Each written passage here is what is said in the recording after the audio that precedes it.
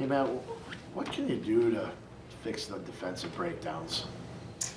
Yeah, that was certainly disappointing. I thought for the most part we did a pretty good job in the run game, defending the run. And I mean, anytime you hold Derek to under 100 yards and it was a little over 3 yards a carry, I thought that was a pretty solid effort.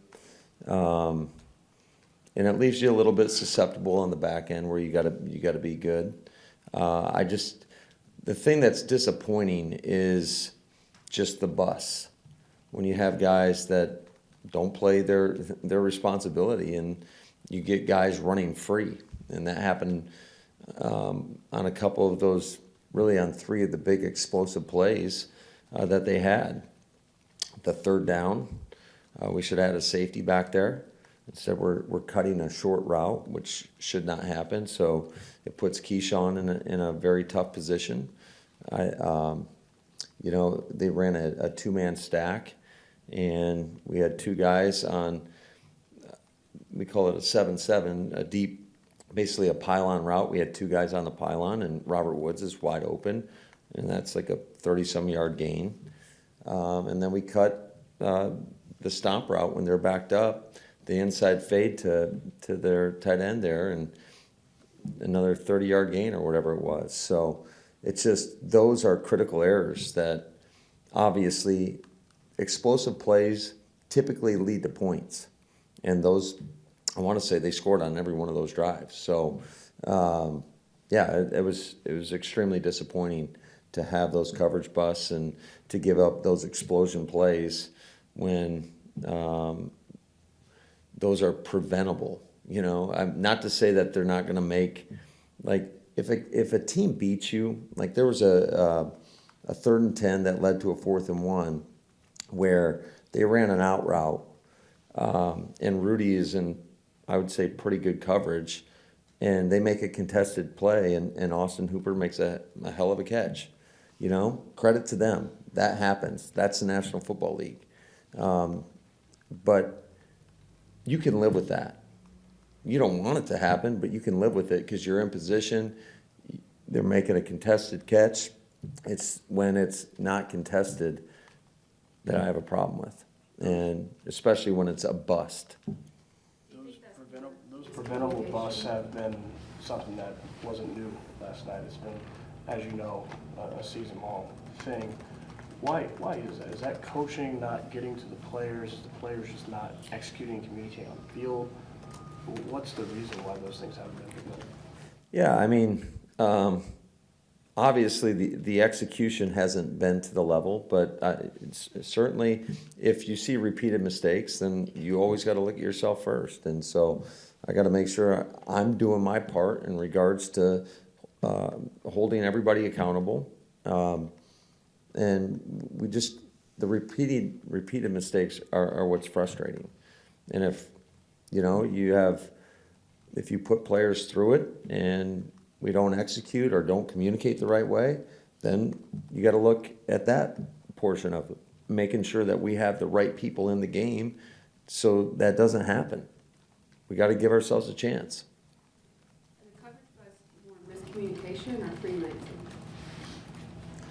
That's a great question. I mean, I haven't sat down with our guys yet to talk some of those through, but I mean, based on what I see, it's frustrating when I know it's being communicated the right way and it's just not executed the right way.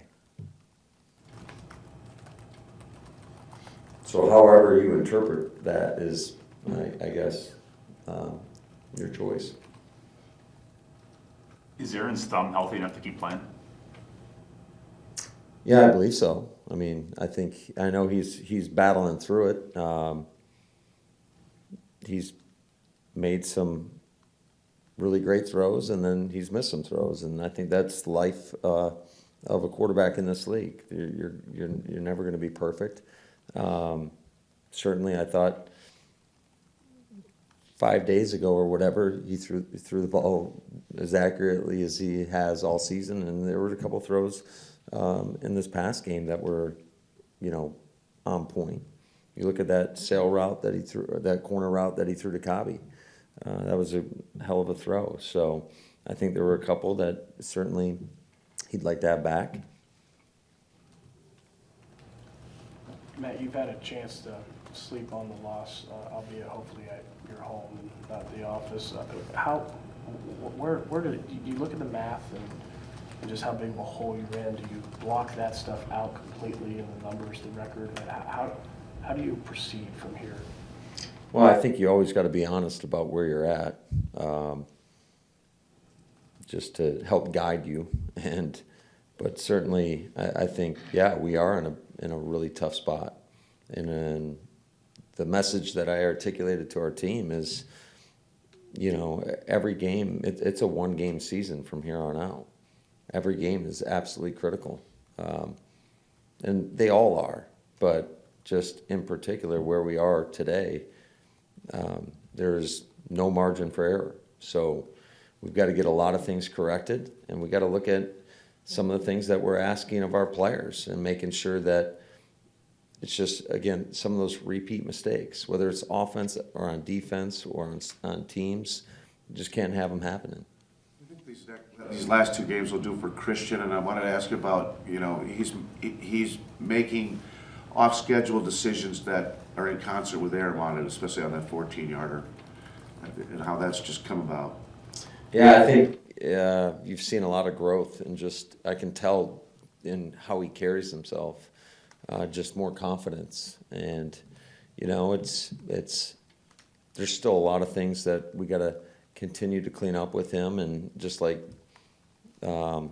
most players, but especially younger players, just some details that I think that where he's going to have even more opportunity. We threw a deep shot to him down the field, and just little things like a natural tendency of a lot of receivers, whether it's a receiver, tight end, back, whoever it is, when you look back at the quarterback, a lot of times you tend to slow down a little bit.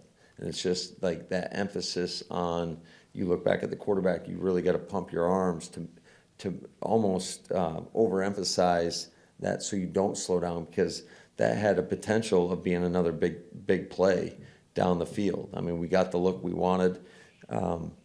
It's just when he looked back, he slowed down and allowed the DB to kind of play on top and flatten the route more than what we would have liked. We wanted him to stay outside the hash and throw the ball in between the hashes, and obviously that's where the ball landed, but it's just he got squeezed down too far. And I think a guy of his speed, I think that he can prevent that. And it's just doing all those little things, at a higher level, and making sure that we don't put too much on his plate so you can get those details. I don't know if that makes any sense in terms of just the more you ask of these guys in terms of the number of routes or where you're putting them, inside, outside, whatever it may be. It's just hard to get all the fine tuning of the details. So I think we got to be very specific in terms of what we're putting on his plate, so we can get those little coaching points and the details executed at a high level, so we can have opportunities at better plays down the field. Does Romeo have any chance of coming back next week for the Philly game, or is it going to be a little bit longer, you think? Yeah, I think he's getting closer, but I think it's a little premature to put that out there right now. What did you think of what Randall gave you last night, and what do you think that could mean for the offense, being able to have him back in the fold? Well, it gives us a guy that he's such a professional, and just in terms of his preparation and the standards that he holds himself to. And I think it's such a great example for all these other guys to see a guy, how he goes out there and competes at a high level, and just the energy he brings along with that. So I thought he did a lot of great things in the game, and it was a good performance to build on. If I could go back to Dobbs before Wes so rudely interrupted me. That was a joke. You haven't had him and Christian on the field together a lot this year. Is it important at some point, like just to see how they operate with both of them? Just, I assume they're gonna be big parts of your offense going forward? Yeah, those are certainly two guys that we're excited about, and definitely want to get out there, and just in terms of just their playmaking ability. Certainly, there's I think you've seen the more these young guys play, the more confidence they're getting, the better they're going to play. So, and they've got some juice too, and I think that's certainly been a noticeable difference the last couple games with Christian out there. Speaking of juice, what's Samar didn't play a whole lot yesterday, especially compared to Sammy. What's the thinking there? Yeah, I think every week we'll have a plan, and I think he's another guy that we got to definitely rotate into the mix a little bit more. What do you think about the pass rush y'all have gotten these last couple games since Rashawn's been out? How do you feel about the way that's going for him?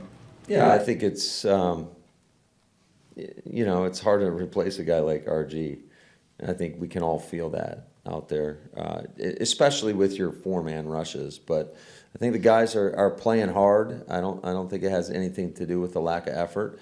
I just think that he's one of those guys he's a game wrecker, and when you take that guy off the field, it's going to feel a little bit different. Two more, please. The players are on. What's the agenda for you and the staff this weekend? Yeah, so the staff will be off. We worked obviously a full day today, and just getting everything prepared for Monday, and then we're going to give those guys a little breather on Saturday and Sunday. Just it's been a long stretch without a bye, and that's hindsight's 20/20 in terms of whether or not we should have taken it after the London trip. Chose not to do it, and that's kind of where we're at right now. So I think it's important for them to kind of just get away, everybody take a deep breath. We'll reconvene on Monday. We'll have a nice couple days to get ahead for the next game. And I know the guys are grinding up there right now, just trying to make sure we're a little bit further ahead for Philly. You wrestled with that decision at all? You mentioned in the hindsight about not taking that bye, and it just seemed to get into the tailspin after that trip. You can't get out. Yeah, I think anytime things don't go to the level that you want them to, you got to look at everything critically. And yeah, absolutely, I've wrestled with that. And all you can do is move forward and learn from every experience, both good and bad. And so it's a tough lesson, I would say, considering where we're at. And but it was the decision that I made at the time, and what I thought was best for our team. And it's hard to say if that was the right decision. I don't know if you had the guys in today or not, but just gauging them after the game, where's the mood of the locker room right now? And do you collectively as a team still feel like you are fighting for something this season? I think you're always fighting for something, whether it's every team has the same goal coming into the season. And I think for some it's more realistic than others. And I think we were one of those teams that definitely believed. And I'm not saying that it can't happen, but we're going to have to play a hell of a lot better, and we're going to have to coach a hell of a lot better, and just truly take it that one game at a time. And but I think you're always fighting for something. Every one of these guys, myself, all the coaches, you're always fighting for your job. Always. Every time you go out there. And that's just the reality of the league we live in and we work in. So that's always going to be the mindset. And whether you're in the race or not, to me, you're always fighting for your job.